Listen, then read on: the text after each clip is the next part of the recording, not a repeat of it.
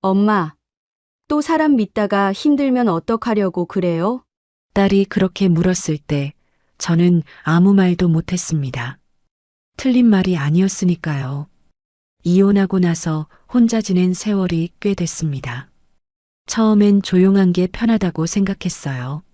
누가 들어오지 않으면 나갈 일도 없으니까요. 그런데 저녁이 문제였습니다. 밥솥에 남은 찬밥, 손도 안 간 반찬통, 혼자 켜놓은 TV. 그 공기가 익숙해지면 익숙해질수록 더 무겁게 내려앉았어요. 그러다 딸 손에 이끌려 들어간 골목 국밥집 하나가 제 저녁을 조금씩 바꾸기 시작했습니다.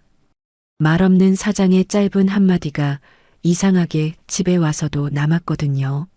하지만 저는 겁이 났어요. 또 상처받을까봐, 또 제가 틀렸을까봐. 딸도 반대했고 믿는 게 맞는 건지 도무지 확신이 서지 않았습니다. 그런데도 저는 왜 그 문을 다시 열었을까요? 시작 전 구독과 좋아요로 함께 해주시고 어느 지역에서 듣고 계신지 댓글로 한 번씩만 남겨주세요. 그곳에 행복이 닿길 바라겠습니다. 이혼하고 나서 제가 제일 먼저 배운 건 밥을 혼자 차리는 일이었습니다. 처음엔 그게 별거 아닌 줄 알았어요. 밥 짓고 반찬 하나 꺼내고 상 차리고 손이 가는 대로 하면 되는 일이니까요. 그런데 막상 해보니까 그게 아니었어요. 밥을 2공기 지으면 1공기가 남고 1공기만 지으면 그 양이 왜 그렇게 초라해 보이던지요. 반찬도 마찬가지였습니다. 김치 한 가닥, 멸치볶음 조금. 누가 와서 더 먹을 것도 아닌데 자꾸 접시가 비어 보였어요. 밥상보다 더 힘든 건 저녁 공기였습니다. 낮엔 그래도 괜찮았어요. 마트에 장도 보러 가고 동네 한 바퀴 걷고 아파트 경비실 아저씨한테 인사도 하고 몸이 움직이는 동안은 혼자라는 게 그렇게까지 크게 느껴지지 않았거든요. 그런데 해가 넘어가고 나서부터가 문제였어요. 불을 켜도 집안이 환해지는 게 아니라 오히려 구석이 더 눈에 들어왔습니다. 저 혼자 앉아 있는 소파, 2사람 쓰던 식탁에 한쪽만 당겨놓은 의자, 싱크대에 달랑 하나 놓인 수저. 그것들이 한꺼번에 눈에 밟혔어요. 그래서 저는 TV 볼륨을 조금 높이는 버릇이 생겼습니다. 집이 너무 조용하면 숨이 답답했거든요. 아무도 없는 집에서 소리가 없으면 제가 여기 있다는 게 실감이 안 났어요. 이상하게 들리시죠? 저도 압니다. 그런데 그게 사실이었어요. 드라마 소리, 뉴스 소리, 심지어 홈쇼핑 진행자 목소리까지 그냥 사람 소리가 들려야 숨이 좀 쉬어졌습니다. 화면 속 사람들이 뭘 먹고 어디 가고 뭘 사고 저랑 아무 상관없는 이야기인데도 그 소리가 집안을 채워주는 것 같았거든요. 그렇게 지낸 세월이 5해였습니다. 길다면 길고 짧다면 짧은 시간인데 저는 그 안에서 혼자 사는 방식을 나름대로 만들어 놓고 있었어요. 아침엔 일찍 일어나 커피 한 잔 마시고 낮엔 몸을 바쁘게 굴리고 저녁엔 TV 소리로 집을 채우고 밤엔 일찍 불 끄고 눕는 것. 그게 제 하루였습니다. 누가 봐도 별 탈 없이 사는 것처럼 보였을 거예요. 저도 그렇게 믿으려 했고요. 딸 수진이가 가끔 들렀어요. 엄마, 혼자 있지 말고 경로당이라도 좀 나가봐요. 아니면 문화센터라도. 저는 그때마다 웃으면서 넘겼습니다. 나 혼자 잘 지낸다고, 걱정 말라고. 수진이도 그 말을 믿는 것 같진 않았지만 딸 처지에서 더 강하게 붙잡기도 어려웠겠지요. 저도 그걸 알면서 일부러 밝은 척 했으니까요. 그러다 그날이 왔습니다. 비가 내리는 저녁이었어요. 장마도 아니고 가을비도 아닌 계절이 바뀌는 틈새에 오는 그런 비였습니다. 바깥이 금방 어두워지고 빗소리가 창문을 두드렸어요. 저는 냉장고를 열었다가 닫았습니다. 사흘 전에 만들어둔 두부조림, 뚜껑도 안 열린 멸치볶음, 한쪽 끝이 말라가는 깍두기. 반찬이 없는 게 아니었어요. 그런데 젓가락이 안 갔습니다. 어딘가 모르게 그날따라 밥 짓는 게 귀찮은 게 아니라 그냥 싫었어요. 혼자 상 차리고 혼자 앉아서 혼자 먹고 혼자 치우는 그 과정이 그날은 유독 무겁게 느껴졌거든요. 그때 수진이한테서 전화가 왔습니다. 엄마, 나 퇴근하는데 근처야. 밥 먹었어요? 아직? 그럼 같이 먹자. 나 그쪽으로 갈게요. 수진이 목소리를 들으니까 괜히 목이 잠겼어요. 별말도 아닌데 오늘 같이 먹자는 그 한마디가 왜 그렇게 반갑던지요. 얼른 냉장고 문을 닫고 머리를 빗었습니다. 창피하게 눈물이 날 것 같아서 빨리 움직이면서 그 기분을 털어냈어요. 수진이가 골목 어귀에서 저를 기다리고 있었습니다. 우산을 씌워주면서 엄마 여기서 조금만 걸어가면 국밥집 있어요. 거기 국물이 진해서 좋아요 했어요. 저는 그냥 따라 걷기만 했습니다. 빗속에서 딸 옆에 붙어 걷는데 그것만으로도 발이 가벼웠어요. 골목을 두어 번 꺾으니까 작은 가게가 나왔습니다. 간판은 크지 않았어요. 흰 바탕에 검은 글씨 상호만 적혀 있는 소박한 간판이었는데 문을 당기니까 뜨거운 김이 확 밀려 나왔습니다. 사골 끓는 냄새, 젖은 우산 냄새, 그리고 어딘가 오래된 나무 냄새가 한데 섞여 있었어요. 좁지만 꽉 찬 느낌이었습니다.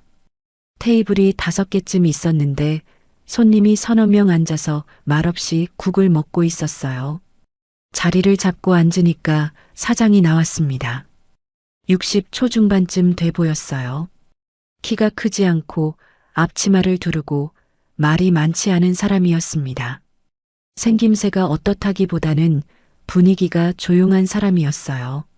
수진이가 국밥 둘 달라고 하니까 고개를 한번 끄덕이고 들어갔습니다. 별 인상 없이 지나쳤어요. 그냥 오래 장사한 사람이 움직이는 방식으로 조용히 일하는 것처럼 보였거든요. 뚝배기가 나왔을 때 저는 먼저 국물을 한 숟가락 떴습니다. 뜨거웠어요. 그리고 짜지 않았습니다. 첫 모금에 목이 확 열리는 것 같은 오래 끓인 것만 낼 수 있는 그 깊은 맛이 났어요. 저도 모르게 숨을 내쉬면서 한 숟가락 더 떴습니다. 수진이랑 이런저런 이야기를 했어요. 직장 이야기, 요즘 집 근처 공사 소리가 너무 크다는 이야기, 아무것도 아닌 것들이요. 그런데 이상하게 그날은 밥이 잘 넘어갔습니다. 국물을 1번, 2번, 3번. 뚝배기를 거의 비웠어요. 그러다가 손이 멈춘 게 깍두기를 집으려는 순간이었습니다. 깍두기를 젓가락으로 집으려다가 저도 모르게 그냥 내려놨어요. 뭔가를 생각한 게 아니었습니다. 그냥 잠깐 멈춰서 이 뜨거운 뚝배기 앞에 앉아 있는 게 이상하게 낯설었어요. 나쁜 낯설미 아니라 오랫동안 없었던 뭔가가 있는 것 같은 느낌. 표현이 이상하지만 그랬습니다. 사장이 그때 옆을 지나가다가 잠깐 멈췄어요. 테이블을 보더니 별 표정도 없이 그냥 말했습니다. 식기 전에 조금만 더 드세요. 과한 친절이 아니었어요. 불쌍하게 보거나 뭘 챙겨주려는 것도 아니었습니다. 그냥 오래 장사한 사람이 손님 테이블 지나치면서 아무렇지 않게 건네는 생활 속 말투 같은 거였어요. 그러고는 바로 다른 테이블로 갔습니다. 근데 그 말이 이상하게 걸렸어요. 뭐가 걸린다기보다 그 말투가 낯설었습니다. 누가 제 밥 속도를 신경 써준 게 언제였는지 생각이 안 났거든요. 권하는 것도 아니고 걱정하는 척하는 것도 아닌데 그 짧은 한마디가 이상하게 따뜻했어요. 저는 그냥 숟가락을 다시 들었습니다. 밥을 다 먹고 나서 수진이가 계산을 하러 가는 동안 저는 혼자 테이블에 앉아 있었어요. 뚝배기 안에 국물이 조금 남아 있었는데 그걸 들여다보다가 가게 안을 한번 둘러봤습니다. 사장은 다른 손님 그릇을 조용히 치우고 있었어요. 빠르지도 느리지도 않게 그냥 해야 할 일을 하는 사람처럼요. 주방에서 그릇 씻는 소리가 들렸고 가게 안은 말소리보다 국 끓는 소리가 더 컸습니다. 그게 이상하게 편안했어요. 시끄럽지 않아서요. 누가 뭘 물어보거나 말을 걸어오는 것도 아니고 그냥 각자 밥 먹고 각자 앉아 있는데 혼자가 아닌 것 같은 온도가 있었습니다. 설명이 안 되는데 그게 그날 그 가게 안공기였어요. 집에 돌아온 건 저녁 8시가 넘어서였습니다. 수진이가 택시를 잡아주고 먼저 갔어요. 현관 불을 켜고 들어서니까 집이 여전히 조용했습니다. 그런데 그날따라 그 조용함이 조금 달랐어요. 전처럼 무겁지가 않았거든요. 뭐가 달라진 건지 딱 집어 말하기가 어려웠는데 일단 TV를 안 켰습니다. 소파에 그냥 앉아서 빗소리만 들었어요. 냉장고를 열었다가 닫았습니다. 밥 생각이 없었어요. 국밥집에서 뚝배기를 거의 다 비웠으니까요. 근데 냉장고 문을 닫으면서 이상한 생각이 들었어요. 아까 국물이 조금 남아 있었는데 다 마실 걸 그랬나 하는 생각이요. 그게 왜 마음에 걸리는지 저는 몰랐습니다. 국이 맛있어서겠지 하고 싱크대 앞에 서서 물 한 잔 마셨어요. 근데 부엌 불 끄고 방으로 들어가면서도 그 짧은 한마디가 귀에 남아 있었습니다. 식기 전에 조금만 더 드세요. 오래된 말 같았어요. 특별한 것도 없는데 그 말이 집에 와서도 남는다는 게 어색했습니다. 저는 이불을 당겨 덮으면서 그냥 덮어두기로 했어요. 별거 아닌 거라고, 국이 맛있어서 그런 거라고, 다음 날 되면 잊어버릴 거라고 생각했습니다. 그런데 다음 날도 그 다음 날도 잊어지지가 않았어요. 며칠이 지났는데도 저녁만 되면 그 국밥집 뚝배기 김이 눈앞에 어른거렸습니다. 국물 냄새, 작은 가게 안온도, 그리고 그 사람이 아무렇지 않게 건넨 말투. 제가 그게 뭔지 알면서도 모른 척하고 있다는 걸 사실 저는 알고 있었어요. 그냥 밥이 맛있었던 게 아니라는 걸요. 그걸 인정하기가 무서웠습니다. 다시 누군가를 생각한다는 게, 다시 기대를 건다는 게, 그게 또 어떻게 끝날지를 이미 알고 있으니까요. 그래서 더 덮어두려 했어요. 그런데 어느 비겐 저녁 저는 결국 그 골목 앞에 서 있었습니다.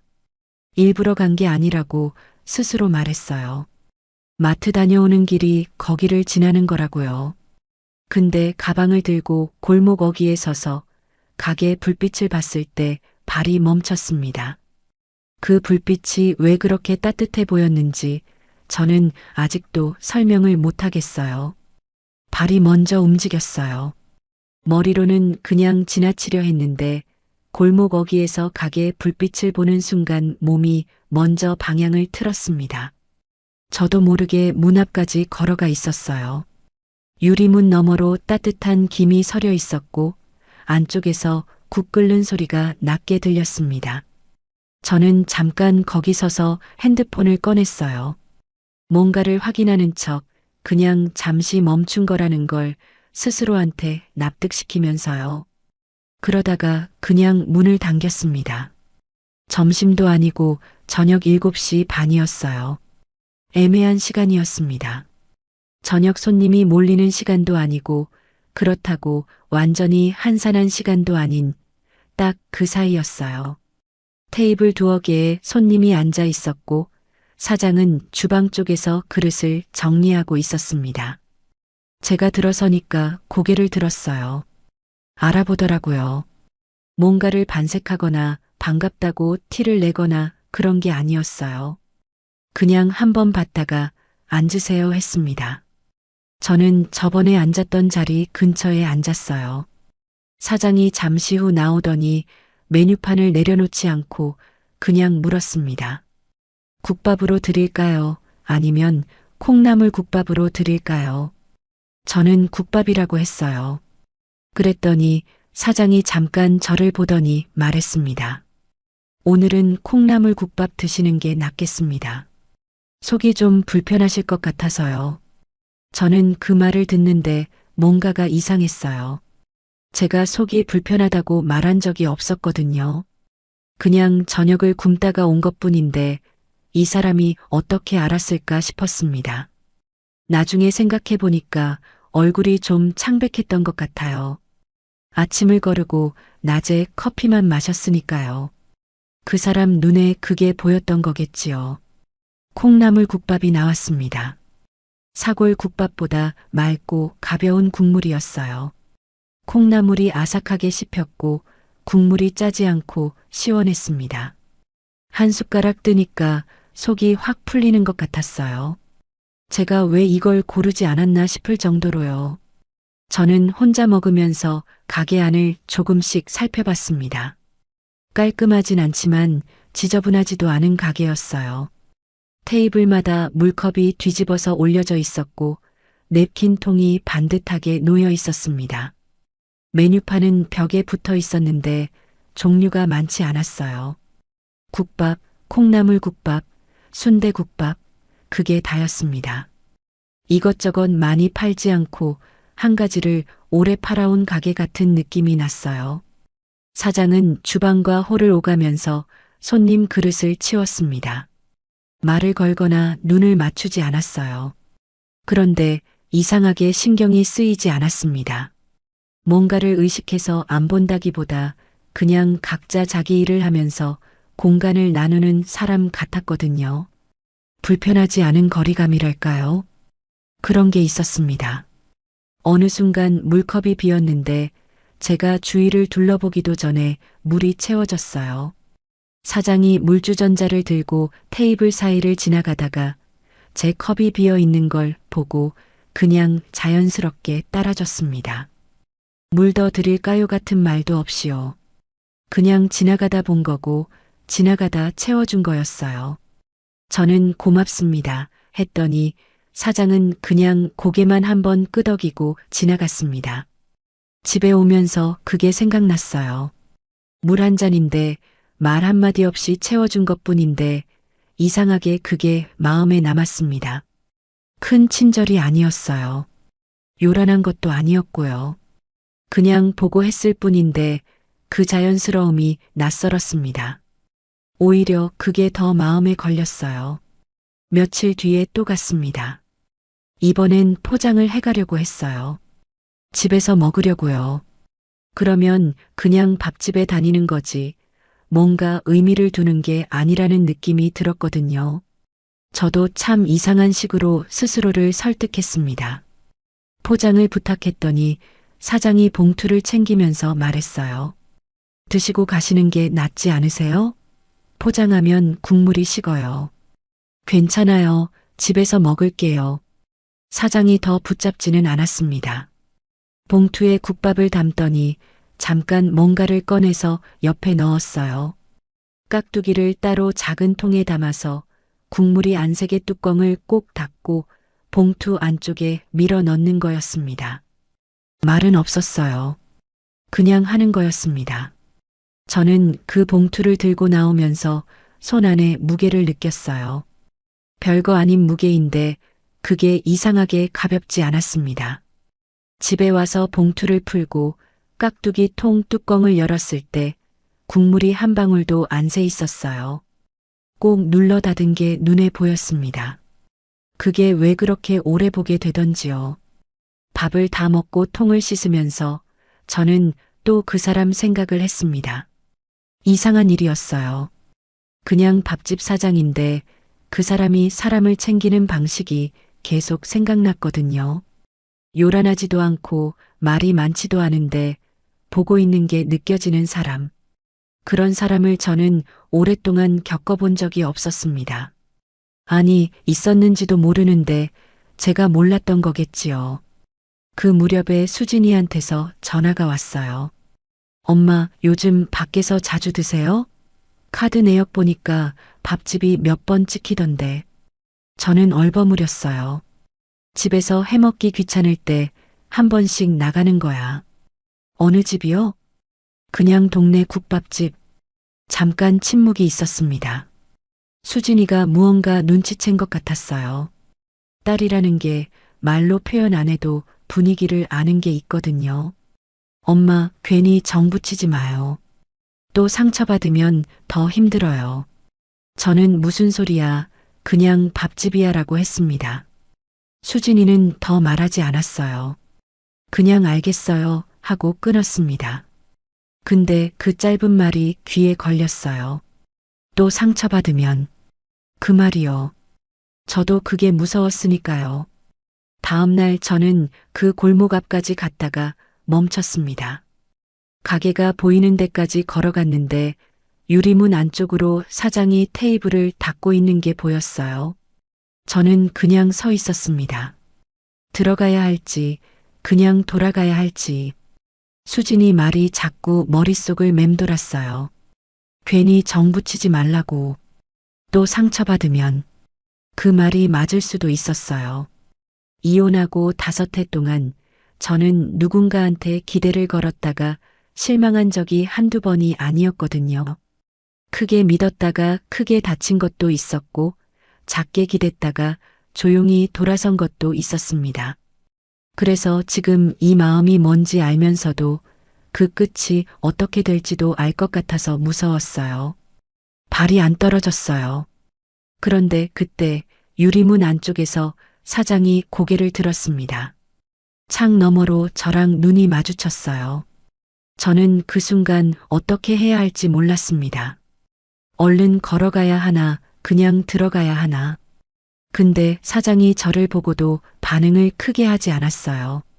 손을 흔들거나 부르거나 그런 게 아니었습니다. 그냥 잠깐 보더니 다시 테이블 닦는 손을 움직였어요. 모른 척이 아니라 봤는데 기다려주는 것 같은 눈빛이었습니다. 들어오든 안 들어오든 내 선택이라는 듯이요. 그게 오히려 더 마음에 걸렸어요. 붙잡으려 들거나 눈으로 끌어당기거나 하지 않는데 그 무심한 것 같은 태도가 왜 더 편하게 느껴지는지 저는 이해가 안 됐습니다. 저는 한참을 골목 어귀에 서 있다가 결국 돌아섰어요. 집에 와서 저녁을 대충 때웠습니다. 편의점에서 삼각김밥 하나 사서 서서 먹었어요. 그게 배가 찰 리가 없었는데 그날은 더 사 먹고 싶은 마음도 없었습니다. 그냥 속이 허했어요. 배가 아니라 다른 어딘가가요. 잠자리에 들면서 저는 생각했습니다. 이게 뭔가 밥 한 번 더 먹으러 갔다가 고개만 숙인 사람한테 왜 이렇게 마음이 쓰이는 건가? 수진이 말처럼 또 상처받으면 어떡하나? 그 생각이 꼬리를 물었어요. 그런데 눈을 감으면 깍두기 국물 안색의 뚜껑을 꼭 닫던 그 손이 먼저 떠올랐습니다. 말 한마디 없이 한 일인데 그게 왜 이렇게 오래 가는지요. 며칠을 안 갔습니다. 작정하고 끄는 건 아니었어요. 그냥 안 가면 되는 거라고 생각했습니다. 골목을 일부러 돌아서 다니면 마주칠 일도 없고 마주치지 않으면 생각도 줄어들 거라고요. 그렇게 스스로한테 말했어요. 근데 저녁이 문제였습니다. 동네 분식집에 가봤어요. 김치찌개 100반을 시켰는데 찌개가 너무 짰습니다. 물을 2잔 마셨는데도 입안이 얼얼했어요. 억지로 반 정도 먹고 나왔습니다. 다음 날은 편의점에서 컵라면을 샀어요. 뜨거운 물 붓고 기다리는 3분이 이상하게 길었습니다. 뚜껑을 열었을 때 올라오는 그 싸구려 냄새가 그날따라 유독 처량하게 느껴졌어요. 사흘째 되던 날은 아예 저녁을 건넜습니다. 배가 고프지 않은 게 아니었어요. 뭔가를 사러 나가는 것도 귀찮고 집에서 해먹자니 혼자 냄비 꺼내는 것도 귀찮고 그냥 누워 있었습니다. 천장을 보면서 이게 뭔가 싶었어요. 밥 한 끼가 이렇게 무거운 일이 돼버렸나 싶어서요. 그러다 나흘째 저녁 결국 그 골목 앞에 섰습니다. 일부러 간 거 맞아요. 이번엔 스스로한테 변명도 안 했습니다. 그냥 갔어요. 문을 열었더니 사장이 주방에서 나왔습니다. 저를 보더니 아무 말도 안 했어요. 왜 안 왔냐고 묻지도 않고 오랜만이라고 하지도 않았습니다. 그냥 자리를 눈으로 가리키면서 말했어요. 오늘은 밥이 조금 늦게 됩니다. 잠깐만 기다리세요. 그게 다였어요. 저는 자리에 앉아서 그 말을 곱씹었습니다. 왜 안 왔냐는 말이 없었어요. 섭섭하다는 눈치도 없었고요. 그냥 오늘 밥이 늦는다고 그것만 말했어요. 그 담백함이 이상하게 숨을 트이게 했습니다. 뭔가를 설명하지 않아도 되는 것 같았거든요. 새로 지은 밥이 나왔을 때 아직 뜸이 덜 빠진 것처럼 김이 많이 올랐어요.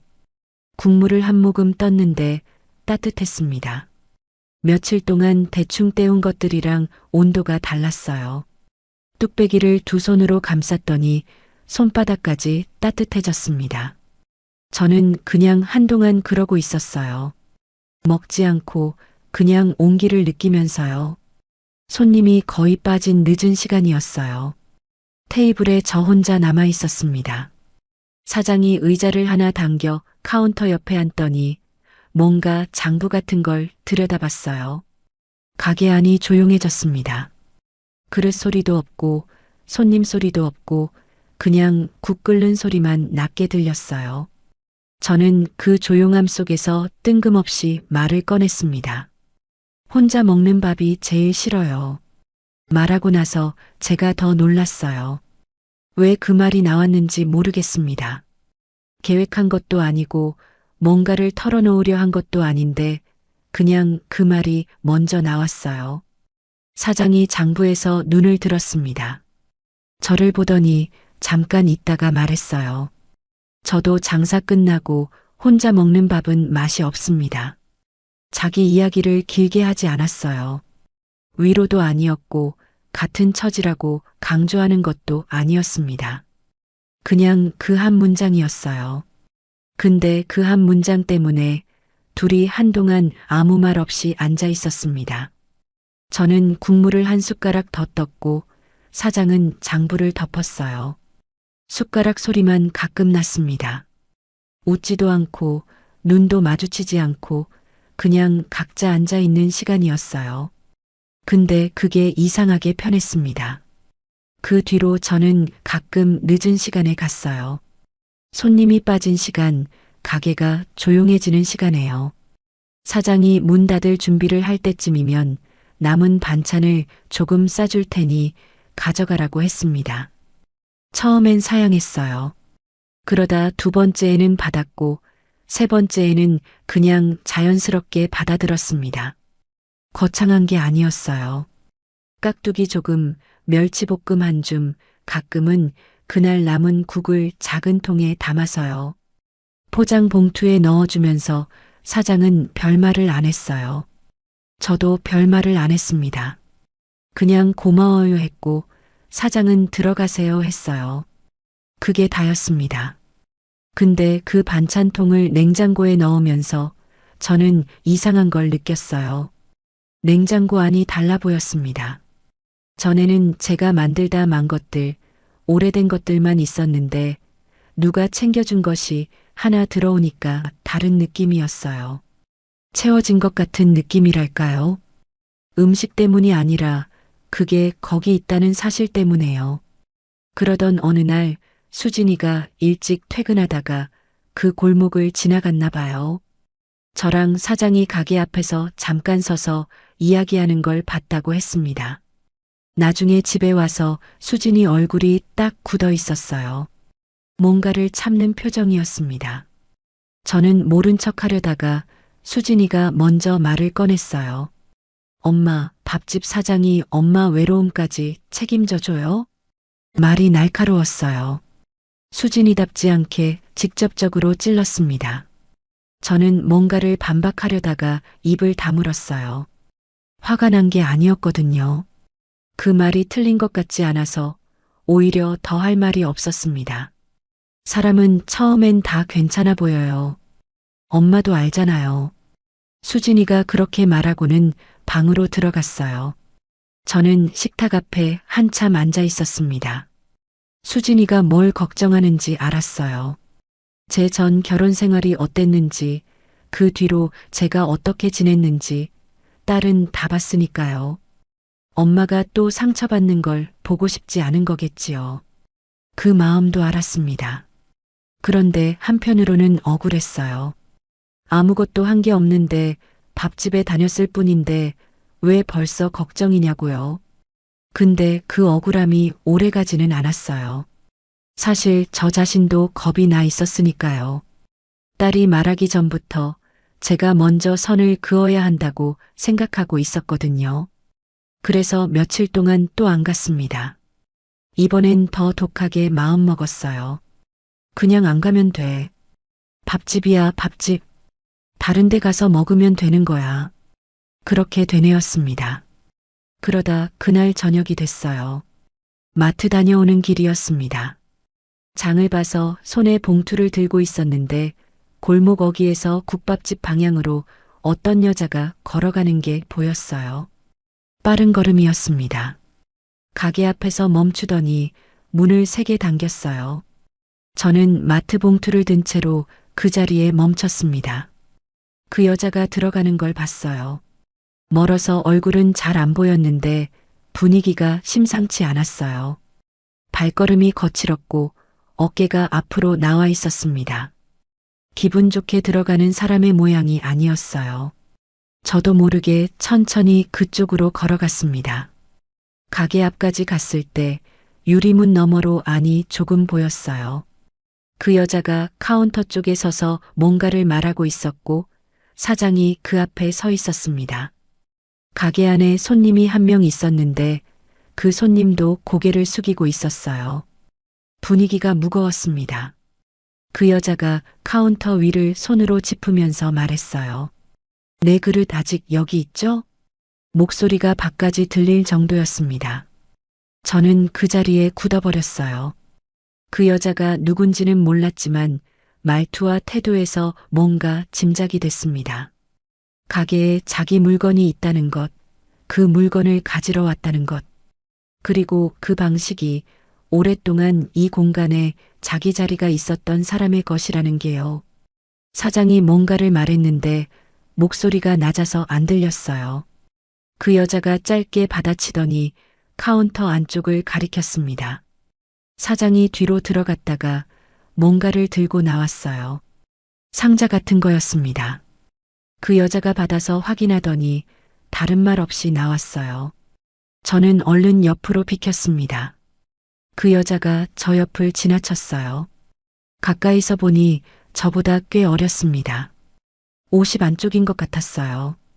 저를 보지도 않고 골목을 빠져나갔습니다. 뒷모습이 사라지는 걸 보면서 저는 가슴이 쿵 내려앉는 기분이었어요. 나중에 동네에서 조금 아는 분한테 들었습니다. 그 여자가 태식 씨 전처라는 걸요. 오래전에 헤어졌는데 가게 관련 서류 문제가 아직 완전히 정리가 안 됐다고 했어요. 그래서 가끔 왔다 간다고요. 저는 그 말을 들으면서 속이 싸늘해졌습니다. 오래전에 헤어졌다고요. 그런데 왜 아직 가게에 그 사람 그릇이 있는 거죠? 왜 연락이 끊기지 않은 거죠? 서류 문제라고요. 그게 그렇게 오래 걸리는 건가요? 제가 너무 앞서간 건지도 몰랐어요. 별로 한 것도 없었습니다. 밥 먹으러 다닌 것뿐이고 반찬 몇 번 받은 것뿐이에요.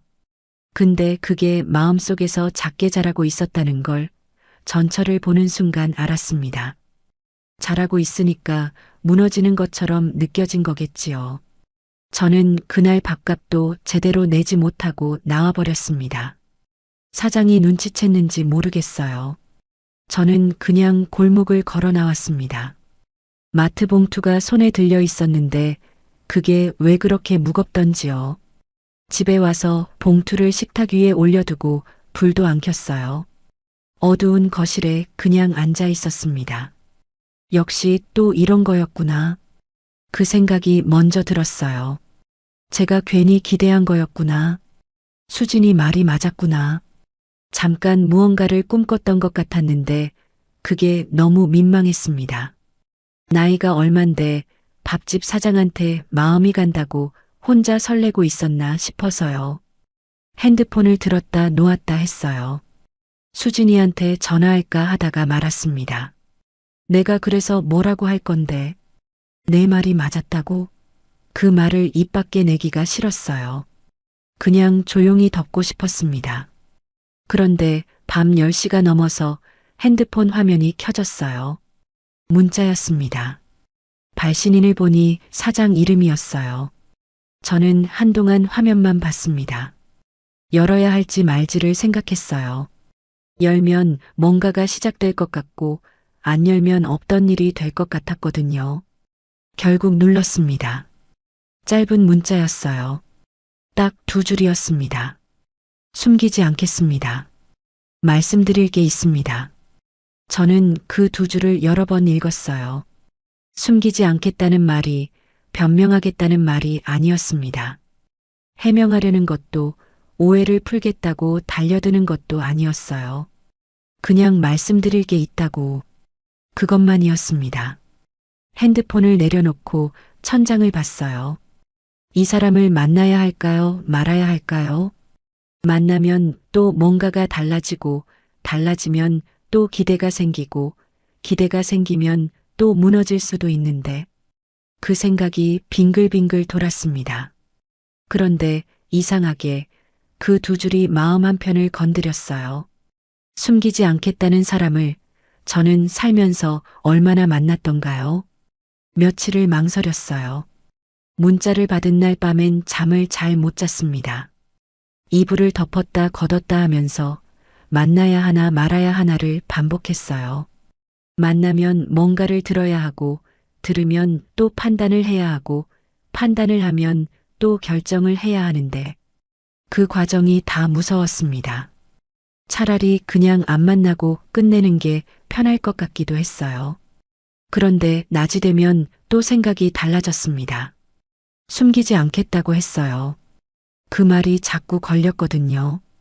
변명하겠다는 사람은 먼저 전화를 했을 거예요. 아니면 긴 문자로 설명부터 늘어났겠지요. 그런데 이 사람은 말씀드릴 게 있다고만 했습니다.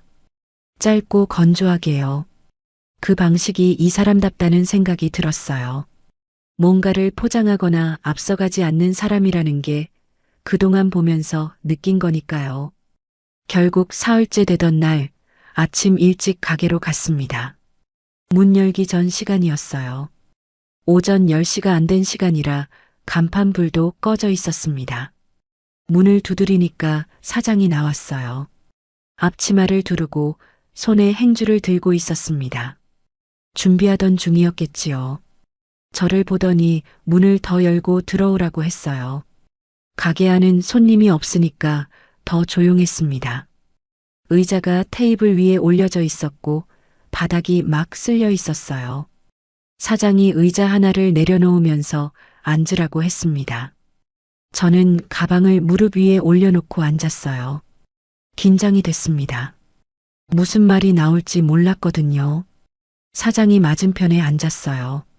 물 한 잔을 내밀면서 둘러대지 않았습니다. 첫 마디부터 바로 말했어요. 전처랑은 오래전에 끝났습니다. 그건 사실이에요. 저는 가방 손잡이를 쥐면서 듣고 있었습니다. 근데 가게 보증 문제가 남아 있었어요. 이 가게 처음 낼 때 전처 명의가 일부 들어가 있었거든요. 그걸 정리하는 과정이 길어졌습니다. 서류 때문에 연락이 완전히 끊기지 못했어요. 목소리가 낮고 조용했어요. 빠르지도 않았습니다. 변명하는 사람이 말하는 속도가 아니었어요. 뭔가를 정확하게 전달하려는 사람이 말하는 속도였습니다. 어젯밤에 그릇 가져간 건 가게 안에 남아있던 마지막 물건이에요. 그게 있는 동안은 연락이 끊기지 않았는데 그게 나가면서 이제 개인적인 연결고리는 없습니다. 저는 그 말을 들으면서 뭔가를 따져보려 했어요. 맞는 말인지, 포장인지, 진짜인지. 근데 이 사람 표정이나 말 속도에서 꾸며낸 것이 느껴지지 않았습니다. 억울하다고 호소하는 것도 아니고 이해해달라고 당기는 것도 아니었어요. 그냥 있는 것을 있는 대로 말하는 것 같았습니다. 그런데 말보다 더 눈에 들어온 건 따로 있었어요. 사장이 말을 마치더니 핸드폰을 꺼냈습니다. 뭔가를 찾더니 화면을 저한테 보여줬어요. 날짜가 적혀 있는 일정이었는데 세무사무소 예약과 관리사무소 방문 일정이 잡혀 있었습니다. 이미 날짜를 정해둔 거였어요. 제가 오기 전에, 제가 만나자고 하기도 전에 이미 움직이고 있었던 겁니다. 저는 그 화면을 보다가 눈을 들었어요. 언제 잡은 거예요? 어제요. 어제. 그 여자가 그릇을 가져간 그날, 이 사람은 이미 다음 단계를 정해놨던 거였습니다. 저한테 설명하기 위한 게 아니라 그냥 해야 할 일이라서 한 거였어요. 가슴 어딘가가 조금 풀렸습니다. 그러고 나서 사장이 핸드폰을 들어 전화를 걸었어요. 연결이 되더니 목소리가 바뀌었습니다. 조용하지만 분명한 말투로 말했어요. 가게 일 말고 개인 연락은 오늘로 끝내겠습니다. 짧았어요. 상대방이 뭐라고 했는지는 들리지 않았는데 사장은 한 번 더 말했습니다. 서류 정리는 다음 주 안으로 마무리됩니다. 그 이후로는 연락하지 마십시오. 그러고 전화를 끊었어요. 감정이 없었습니다. 화를 낸 것도 아니고 미안하다고 한 것도 아니었어요. 흐린 여지도 감정 싸움도 없이 그냥 짧고 정확하게 선을 그었습니다. 저는 그 모습을 보면서 이상한 기분이 들었어요. 예전 결혼 생활이 떠올랐거든요. 전 남편은 말이 먼저였어요. 뭔가 문제가 생기면 먼저 말로 풀겠다고 했습니다. 이해해달라고, 설명을 들어달라고, 기다려달라고요. 그런데 정작 정리는 늘 제 몫이었어요. 서류도, 연락도, 관계를 끊는 일도 다 제가 감당해야 했습니다. 말은 많았는데 행동이 없는 사람이었어요. 그런데 이 사람은 반대였습니다. 설명보다 먼저 일정을 잡고 해명보다 먼저 전화를 끊었어요. 말이 아니라 순서를 세우는 사람이었습니다. 그게 낯설었어요. 낯선데 이상하게 안심이 됐습니다. 사장이 일어나더니 창고 쪽으로 갔어요. 잠시 후 상자 하나를 들고 나왔습니다. 그리 크지 않은 상자였는데 그 안에 물건 몇 개가 들어 있었어요. 사장이 그걸 테이블 옆에 내려놓더니 말했습니다. 창고에 남아있던 거예요. 오늘 보낼 겁니다. 저는 그 상자를 봤어요. 말이 필요 없었습니다. 이 사람이 이미 다 정리하고 있다는 게 눈에 보였거든요. 저는 한참 있다가 말했어요. 왜 저한테 이걸 보여주는 거예요? 사장이 저를 봤습니다. 숨기면 나중에 더 복잡해지니까요. 그 말이 참 단순한데 마음에 꽂혔어요. 숨기면 나중에 더 복잡해진다. 당연한 말인데 그 당연한 걸 먼저 생각하는 사람이 얼마나 되는지요. 저는 살면서 숨기는 사람을 너무 많이 봤습니다. 나중에 드러나면 그때 가서 수습하면 된다고 생각하는 사람들을요. 저는 가방을 들고 일어났습니다. 가게를 나오면서 뭔가를 정리하려 했어요. 마음속에서요. 이 사람을 어떻게 봐야 하는지, 이 상황을 어떻게 받아들여야 하는지요. 근데 딱히 정리가 되지 않았습니다. 그냥 뭔가가 달라졌다는 것, 그것만 느꼈어요. 수진이는 여전히 완고했습니다. 그날 저녁 수진이한테 오늘 있었던 일을 조금 이야기했어요. 다 말하지는 않고 서류 정리가 됐다는 것, 연락이 끊겼다는 것 정도만요. 수진이가 들으면서 표정이 크게 바뀌지는 않았습니다. 엄마, 저런 거 다 처음뿐이야. 한숨처럼 나온 말이었어요. 딱 잘라 반대하는 게 아니라 걱정이 섞인 말투였습니다. 저는 그 말에 예전 같으면 바로 움츠러들었을 거예요.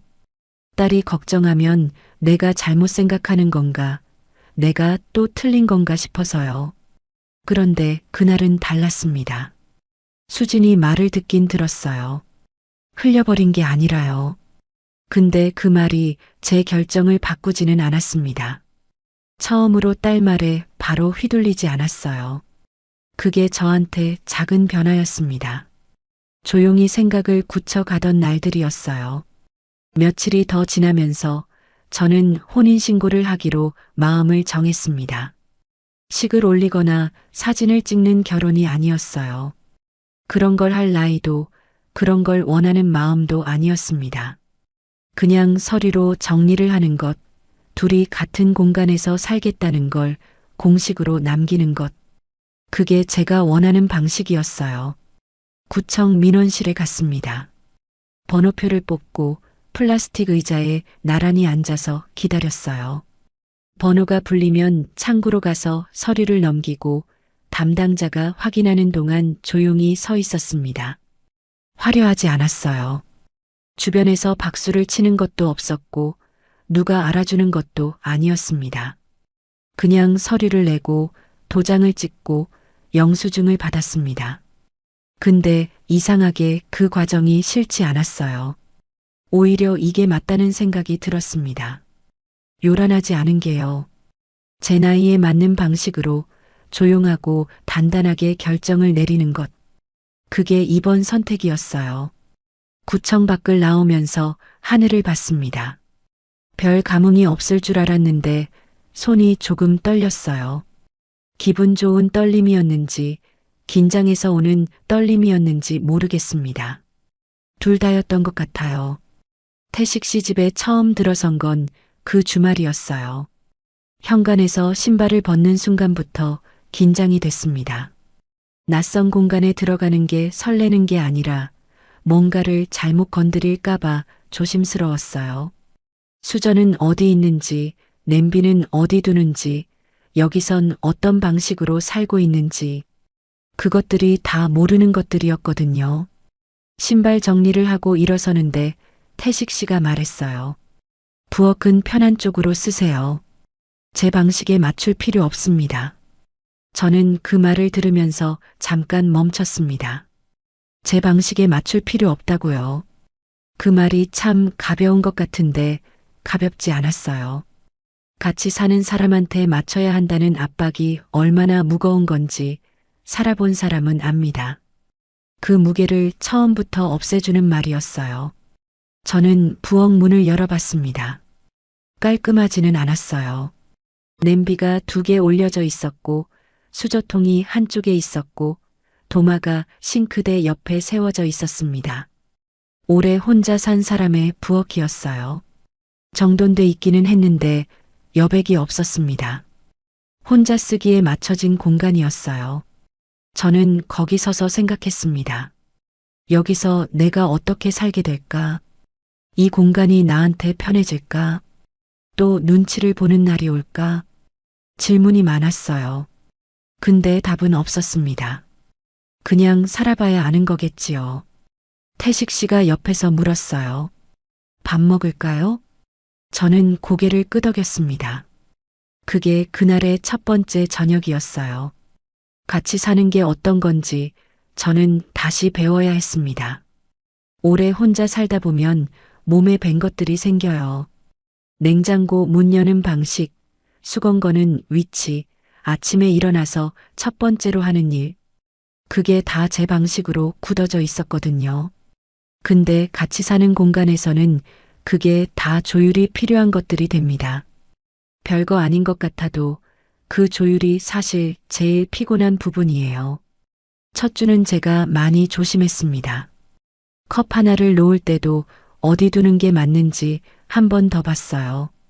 수저통 방향이 원래 어떻게 돼 있었는지, 냄비 뚜껑은 어느 쪽에 두는지, 수건은 어떻게 접어서 거는지. 제가 먼저 틀을 바꾸지 않으려고 조심했습니다. 괜히 제 방식대로 해놓았다가 태식 씨가 불편해하면 어쩌나 싶었거든요. 그런데 태식 씨가 정말 간섭을 안 했어요. 아침에 제가 국을 데우다가 흘린 적이 있었는데 태식 씨가 와서 뭐라 하지 않았습니다. 그냥 행주를 집어서 자기가 닦았어요. 제가 미안하다고 했더니 괜찮습니다 하고 다시 앉았어요. 더 말이 없었습니다. 지적하지 않았고 표정도 바뀌지 않았어요. 제가 끓인 국이 싱거웠던 날도 있었어요. 태식 씨가 한 숟가락 떠먹더니 아무 말도 안 했습니다. 그냥 소금통을 자기 쪽으로 당겨서 조금 넣었어요. 싱겁다고 하지도 않았고 간이 어떻다고 하지도 않았습니다. 그냥 자기가 조절했어요. 저는 그걸 보면서 이상한 안도감이 들었습니다. 지적받지 않는다는 게 이렇게 편한 거였구나 싶었어요. 예전엔 밥 한 끼를 해도 간이 어떻다, 반찬이 이게 뭐냐, 왜 이걸 했냐는 말을 들었거든요. 그게 당연한 줄 알았습니다. 같이 사는 사람이 그러는 거라고요. 근데 아니었어요. 그냥 말없이 소금통 당기는 사람도 있었던 겁니다. 그런 날들이 조금씩 쌓였어요. 같이 사는데도 이렇게 조용할 수 있구나 하는 걸 처음으로 느꼈습니다. 숨죽이는 조용함이 아니라 각자 있어도 불편하지 않은 조용함이요. 태식 씨는 가게 준비를 하러 나가고 저는 집안을 정리하고 저녁에 태식 씨가 돌아오면 같이 밥을 먹고 그 리듬이 조금씩 몸에 익었어요. 그런데 딱 평온해지려는 순간 이번엔 밖에서 끼어들었습니다. 그날은 제가 태식 씨 가게에 잠깐 들렀다가 나오는 길이었어요. 점심 장사가 끝날 무렵이었는데 가게 단골로 보이는 분들이 자리에 남아 있었습니다. 제가 인사를 하고 나오려는데 가게 앞에서 그 사람을 마주쳤어요. 전처였습니다. 저랑 눈이 마주쳤어요. 그 사람이 저를 위아래로 한번 봤습니다. 그러더니 가게 안쪽을 향해서 말했어요. 제가 들으라는 건지 그냥 하는 말인지 모르겠는 목소리로요. 아직도 내가 손댄 가게에서 장사하면서 새 여자랑 잘도 사네. 가게 안에 남아있던 단골 손님들 귀에 다 들렸을 거예요. 저는 얼굴이 굳었습니다. 뭔가를 말하려다가 입을 다물었어요. 이런 자리에서 받아치면 더 커진다는 걸 알았거든요. 그냥 지나쳐야 한다는 걸요. 근데 몸이 굳어서 발이 안 떨어졌습니다. 전처는 더 말하지 않고 지나갔어요. 골목을 돌아서 사라지는 뒷모습을 보면서 저는 서 있었습니다. 가슴이 두근거렸어요. 창피한 건지 화가 난 건지 아니면 그냥 무서운 건지 뭔지 모르겠는 감정이 한꺼번에 올라왔습니다. 가게 안이 신경 쓰였어요. 그 말을 들은 단골 손님들이 어떻게 생각할지, 동네에 소문이 어떻게 퍼질지. 이런 동네는 한 사람 입에서 나온 말이 하루 만에 다 퍼지거든요. 저는 그 생각을 하니까 숨이 막혔습니다. 내가 여기 있어도 되는 건가 싶은 마음이 올라왔어요. 집에 와서도 그 말이 귓가에 맴돌았습니다. 내가 손댄 가게, 새 여자, 그 말투에 담긴 것들이요. 무시하려 해도 무시가 안 됐어요. 자꾸만 그 목소리가 다시 들리는 것 같았습니다. 거기에 그날 저녁 수진이까지 전화를 했어요. 무슨 일이 있었는지 어디서 들었는지 목소리가 차가웠습니다. 내가 괜히 걱정한 줄 아냐? 저는 전화를 들고 아무 말도 못했어요. 엄마, 동네에서 저런 소리 들을 거 알았잖아요. 그러니까 제가 말렸잖아요. 수진이 목소리가 평소보다 더 차가웠습니다. 화가 난 게 아니라 실망한 사람이 말하는 톤이었어요. 그게 더 아팠습니다. 화를 내면 맞서기라도 할 텐데 실망한 목소리엔 대꾸할 말이 없었거든요. 전화를 끊고 방에 앉았어요. 짐가방이 눈에 들어왔습니다. 옷장 옆에 세워둔 거였어요. 아직 다 풀지 않은 것들이 몇 개 남아 있었거든요. 저는 그 가방을 보다가 손이 갔습니다. 지퍼를 잡았어요. 역시 너무 빨랐나? 그 생각이 들었습니다. 내가 또 판단을 잘못한 건가? 수진이 말처럼 이런 일이 생길 거라는 걸 알았으면서 왜 또 들어온 건가? 지퍼를 조금 열었어요. 반 정도 열렸습니다. 그날 밤 태식 씨가 가게를 마치고 돌아왔어요. 제가 방에 있는 걸 알았을 텐데 먼저 불러서 물어보지 않았습니다. 부엌에서 뭔가를 하는 소리가 났어요. 물 끓는 소리가 잠깐 나다가 조용해졌습니다. 저는 방문을 열고 나갔어요. 태식 씨가 식탁에 앉아 있었습니다. 국 2그릇이 올라와 있었어요. 저를 보더니 그냥 앉으세요라고 했습니다. 오늘 있었던 일 알고 있냐고 묻지 않았어요. 어떻게 됐냐고 하지도 않았습니다. 저는 앉아서 국을 떴어요. 뜨거웠습니다. 아무 말 없이 국을 마시는데 태식 씨가 먼저 말했어요. 내일 처리할 겁니다. 저는 숟가락을 내려놓고 봤어요. 가게 명의 정리 마무리하고 거래처 변경도 이번 주 안으로 끝낼 겁니다. 단골분들한테는 제가 직접 말씀드려야 할 것들 정리해서 말할게요. 감정적으로 달려드는 게 아니었어요. 화를 내면서 전처 욕을 하는 것도 아니었고 저한테 미안하다며 감정을 쏟아내는 것도 아니었습니다. 그냥 해야 할 일을 목록처럼 말하는 거였어요. 차갑게 들릴 수도 있는데 저한테는 오히려 그게 더 믿음이 갔습니다. 감정으로 설득하려는 게 아니라 행동으로 보여주겠다는 거니까요. 다음 날 태식 씨는 말한 대로 했습니다. 오전에 세무사무소에 갔다 왔고 거래처 변경 서류도 처리했어요. 전처한테는 앞으로 가게 관련 연락도 대리인을 통해서 하겠다고 서면으로 남겼습니다. 저한테 그 서류를 보여주면서 설명한 게 아니라 그냥 했어요. 나중에 제가 어떻게 됐냐고 물었을 때 담담하게 말해줬을 뿐이었습니다. 저는 그걸 들으면서 방에 들어가 짐가방을 봤어요. 반쯤 열려있던 지퍼가 그대로였습니다. 저는 잠깐 그 앞에 서 있다가 지퍼를 끝까지 닫았어요. 그러고 옷장 위로 올려놨습니다. 그날은 거기까지였어요. 그러고 며칠이 지났는데 어지럼증이 왔습니다. 아침에 일어나는데 눈앞이 핑 돌았어요. 벽을 짚고 서서 잠깐 기다렸는데 나아지지 않았습니다.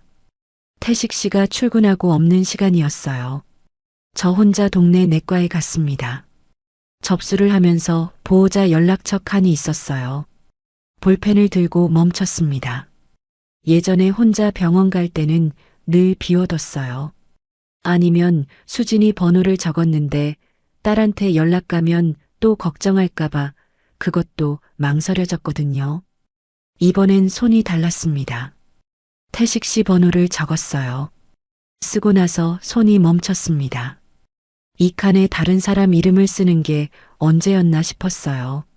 내 편이라고 생각하고 쓰는 이름이 얼마만인지 모르겠는 거예요. 진료가 끝나고 나왔는데 입구 쪽에서 태식 씨가 서 있었습니다. 앞치마를 두르고 있었어요. 가게 앞치마 그대로였습니다. 가게를 누군가한테 잠깐 맡기고 온 거였어요. 저를 보더니 다가오면서 말했습니다. 장사 잠깐 맡기고 왔습니다. 그 한마디였어요. 저는 그 말을 들으면서 고개를 돌렸습니다. 눈물이 날 것 같았거든요. 울면 안 된다고 생각하면서 하늘을 봤어요. 구름이 낮게 떠 있었습니다. 목이 잠겼는데 억지로 삼켰어요. 장사 잠깐 맡기고 왔다는 말이 그렇게 클 줄 몰랐습니다. 아픈 사람 옆에 있는 게 당연한 거라고 생각하는 사람이 있다는 게요. 물어보지 않아도 부탁하지 않아도 그냥 오는 사람이 있다는 게요. 저는 그게 얼마나 오랫동안 없었는지를 그 순간 알았습니다. 집으로 오는 길에 태식 씨가 옆에서 걸었어요. 말이 없었습니다. 저도 말이 없었어요. 그냥 나란히 걸었습니다. 바람이 조금 쌀쌀했는데 옆에 사람이 있으니까 덜 추웠어요. 집에 돌아와서 저는 옷장 위를 봤습니다. 짐가방이 거기 올려져 있었어요. 지퍼가 끝까지 닫혀 있었습니다. 저는 그 가방을 한동안 봤어요. 손을 뻗지 않았습니다.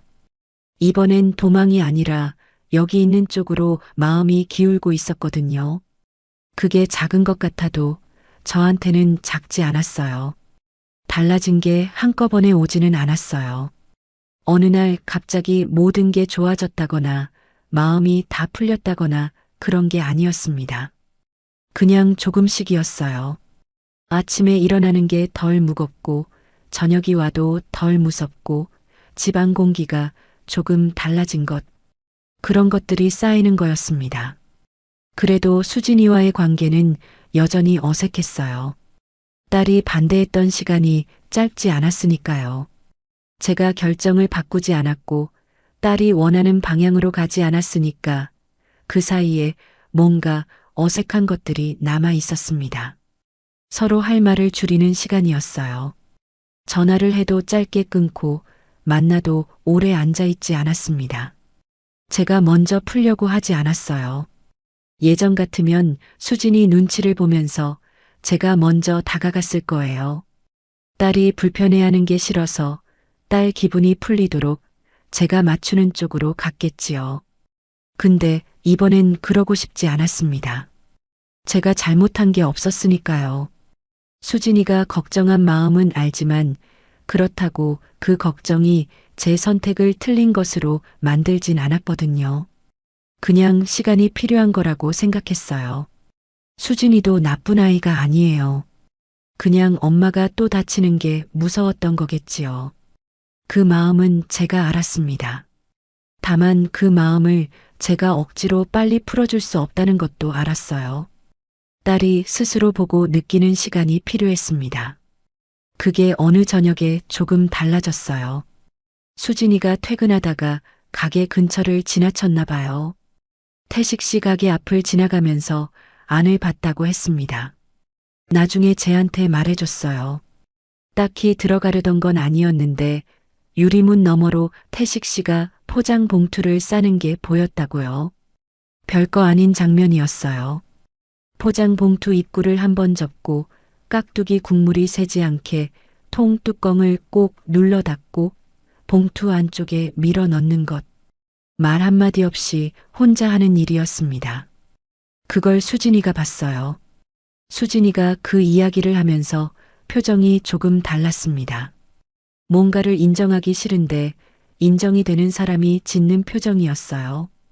딱 잘나 좋다는 것도 아니고 여전히 경계를 완전히 내린 것도 아닌데 예전처럼 날카롭지 않은 얼굴이었습니다. 저는 그 표정을 보면서 아무 말도 안 했어요.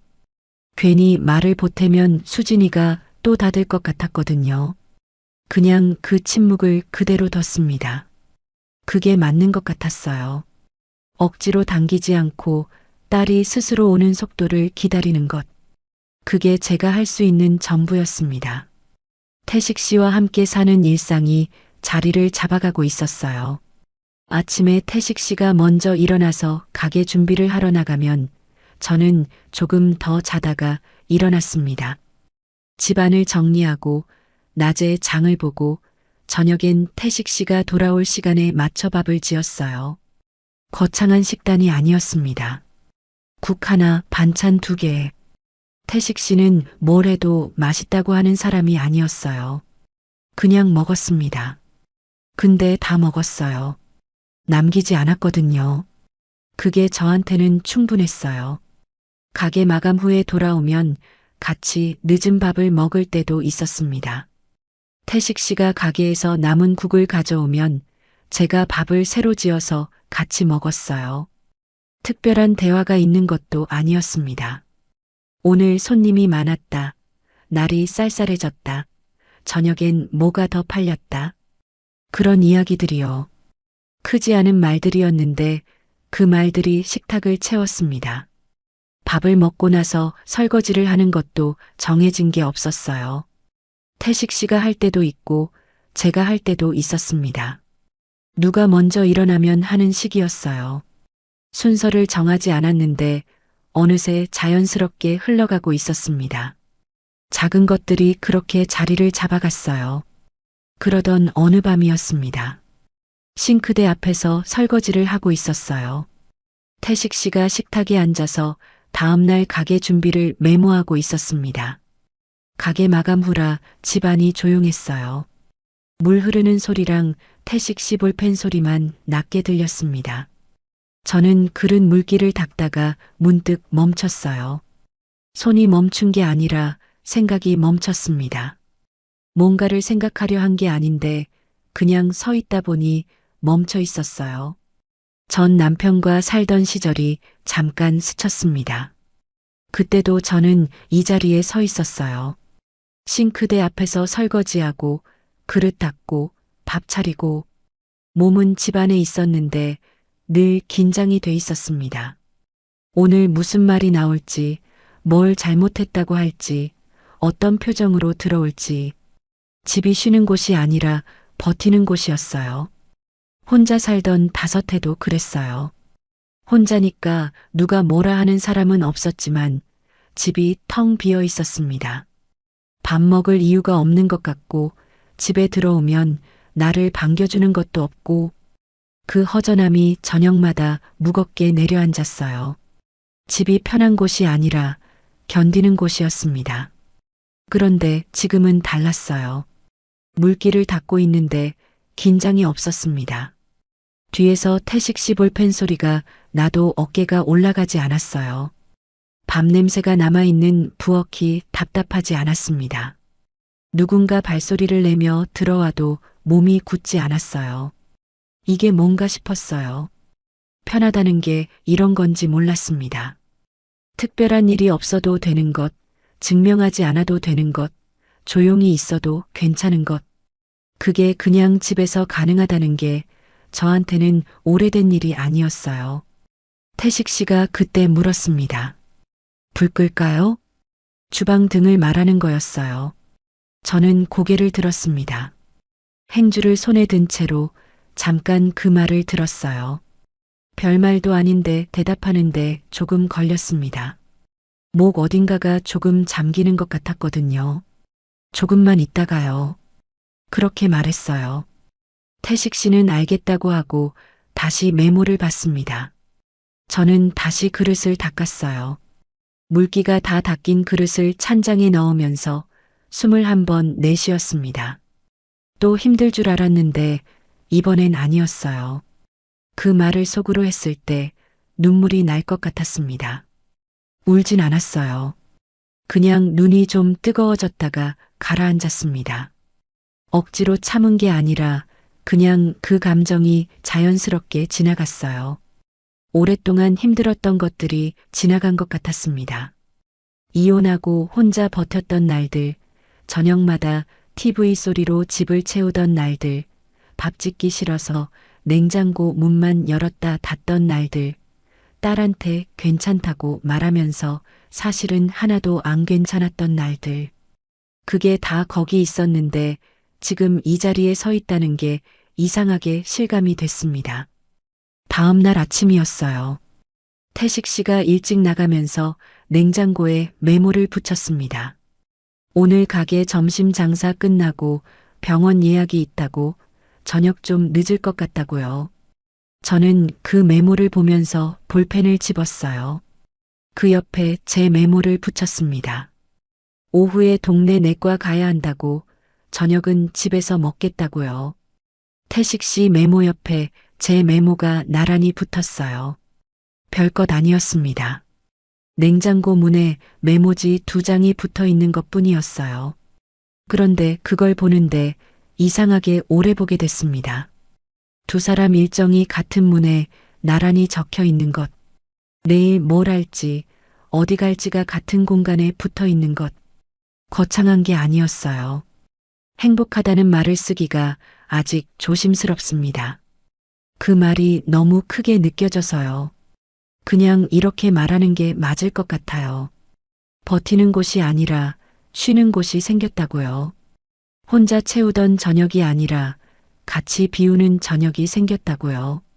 그게 제 삶이 달라진 방식이었습니다. 수진이가 며칠 뒤 집에 왔어요. 예고 없이 왔습니다. 초인종이 울려서 나가봤더니 수진이가 서 있었어요. 손에 뭔가를 들고 있었습니다. 작은 반찬통이었어요. 깻잎장아찌였는데 제가 좋아하는 거였습니다. 그냥 지나다가요. 수진이가 그렇게 말하면서 통을 내밀었어요. 저는 받으면서 아무 말도 안 했습니다. 고맙다는 말도, 왜 가져왔냐는 말도요. 그냥 받았어요. 수진이가 잠깐 들어왔다가 갔습니다. 태식 씨랑 짧게 인사를 나눴어요. 어색했지만 차갑지는 않았습니다. 수진이가 나가면서 현관에서 신발을 신다가 고개를 돌리지 않고 말했어요. 밥은 잘 먹고 있어요? 저한테 하는 말인지 그냥 하는 말인지 모르겠는 말투였습니다. 저는 그냥 말했어요.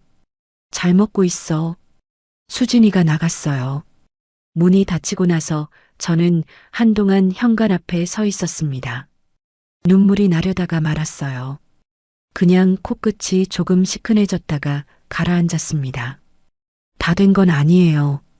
수진이랑 완전히 풀린 것도 아니고 앞으로 아무 일도 없을 거라고 장담할 수도 없습니다.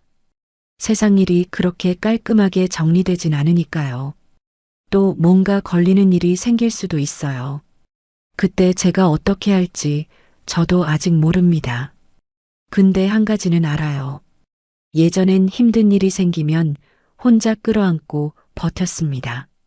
아무한테도 말 못하고 집에서 혼자 이불 속에서 삭히는 게 전부였어요. 근데 지금은 옆에 사람이 있어요. 말 많이 안 해도, 요란하지 않아도 그냥 옆에 있는 사람이요. 그게 생각보다 많이 달라요. 혼자 버티는 것과 옆에 사람이 있는 것 사이에 그 차이가 생각보다 크다는 걸 이 나이에 다시 배웠습니다. 냉장고 문에 메모지 2장이 나란히 붙어 있는 것처럼 우리 두 사람 일상이 그렇게 조금씩 나란해지고 있었어요. 특별한 사건도 없고 극적인 순간도 없이 그냥 매일의 리듬이 둘이서 돌아가고 있었습니다. 저는 그걸로 충분했어요. 아직 겁이 없다고는 못해요. 또 어떻게 될지 모른다는 생각이 아주 사라진 건 아닙니다. 그런데 그것보다 지금 이 저녁이 더 크게 느껴졌어요. 그게 달라진 거였습니다. 딱 그거였어요. 무서운 것보다 지금 여기가 더 커진 것. 그게 제 삶이 달라졌다는 말의 전부였습니다. 끝까지 들어주셔서 감사합니다. 구독과 좋아요는 다음 이야기를 이어갈 힘이 됩니다. 그리고 주인공에게 한마디 댓글로 남겨주시면 그 마음까지 함께 전해두겠습니다.